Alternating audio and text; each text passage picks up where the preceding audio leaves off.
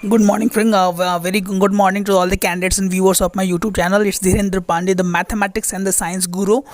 Today we are learning a very important topic of class 8, that is microorganism, the friend and the foe. Now it's very important topic. Where do the microorganisms live? Microorganisms कहाँ रहते हैं? Microorganisms may be a single celled called the bacteria, some algae, protozoa or multicellular such as the many algae and the fungi. They live in all type of the environment. जो कितने भी छोटे छोटे फंगाइज होते हैं वो हर एक टाइप के environment रहना पसंद करते हैं. Ranging from the ice cold climate to the hot spring desert to the marshy lands. Desert वाले एरिया में भी रह सकते हैं वो, marshy lands में भी रह सकते हैं, दलदली एरियाज में.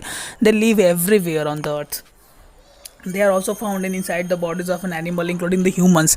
They are also found inside the body of humans and the animals also. वो आदमी के शरीर में भी रह सकते हैं और जानवर के शरीर में तो रह ही सकते हैं वो. Some microorganisms are grow out on the other microorganism while others exist freely. कुछ कुछ microorganisms है जो किसी किसी के freely भी exist करते हैं और जो है और ग्रो करते हैं अदर ऑर्गेनिज्म के बॉडी में. It's very important point and point to be noted.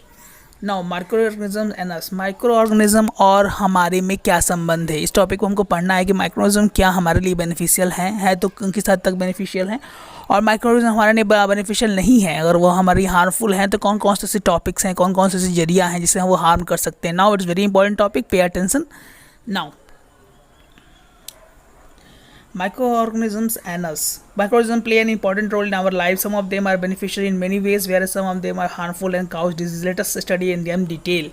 कुछ कुछ हमारे लिए वो बेनिफिशियल होते हैं और कुछ कुछ जो है बहुत बड़े स्तर पर बीमार कर सकते हैं आदमी को, जानवर को, किसी भी को बहुत हद तक. उसके बारे में हमको डिटेल में पढ़ना है, उसको हम थोड़ा गौर से देखते हैं. Now the microorganism are divided into two categories. Friendly microorganism जो हमारे लिए दोस्ती का काम करते हैं, एज ए दोस्त जैसा हम लोग को बिहेव करते हैं, it is called the friendly microorganisms. Microorganisms are use for the various purposes. They are use in the preparation of the curd. दही बनाने के लिए यूज किया जाता है, ब्रेड बनाने के लिए यूज किया जाता है, केक बनाने के लिए यूज किया जाता है. Microorganisms have been use for the production of alcohol since ages. बहुत दिन से ही जो है the process that is called fermentation which is discovered by the Louis Pasteur is used for the production of the alcohol. That is very important for the production of alcohol. Now they are also used for cleaning up the environment, for cleaning up the organic waste, that is vegetable peel. जो छिलका होता है वो सबको सड़ने गलाने का काम भी माइक्रो ऑर्गेनिजम्स ही करते हैं. अब इमेजिन करेंगे कि एनवायरनमेंट कभी स्मेल नहीं करता है जितना हम लोग का घर कर सकता है, या अंदर का जो वातावरण है, एटमॉस्फेयर है, वो कर सकता है, but atmosphere can't smell as it is by due to the microorganism. Microorganisms act as a cleaner, that is called the natural cleaners, and clean the environment very efficiently and the good manner. The organism waste vegetable plate remain of animals, that is called feces. जो हम लोग जो जानवर लोग पोटी करते हैं या जो वो लोग काउ डक जो भी हो वो लोग क्लीन करने के लिए माइक्रोऑर्गेनिज्म एज एक्सपर्ट क्लीनर की तरफ काम करते हैं. Are broken down into the harmless and the useful substance by the bacterias. Bacteria जो है उसको हार्मलेस सब्सटेंस की तरफ ब्रेक डाउन कर देते हैं. Recall the bacteria that are use in the preparation of the medicine in agriculture. They are use for to increase the soil fertility by fixing nitrogen. And in agriculture also the bacterias are very useful for the production of the nitrogen, fixation of nitrogen. Now nitrogen is fixation is taken place by the three way, that is called atmospheric fixation. Second way is called the fixation by the bacteria in the plant, and third one is the man made. Now atmospheric fixation के बारे में थोड़ा सा हम लोग detail में यहाँ से पढ़ना स्टार्ट करते हैं. एटमॉस्फेरिक जो फिक्सेशन है वो होता है due to thunder and storm के चलते. ऐसी बिजली कड़कती है, then most of the nitrogen which is present in the atmosphere is fixed up, and through the rainfall it is come inside the soil, which is useful for the production of the leaves and the plants, and very beneficial for the development of all the trees.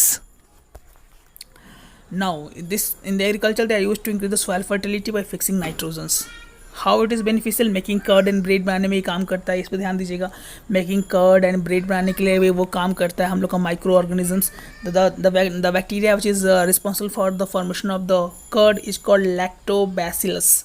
Promote the formation of the curd. It multiply in the milk and convert the curd into bacteria. Also used for in the involved in the making of cheese, the all time favorite of all the candidates and the younger generation as well the older generation. Cheese के formation के लिए भी bacteria जो है बहुत ही useful है.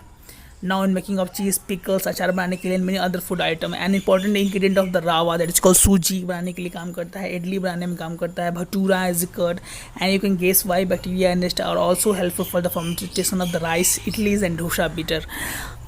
everything.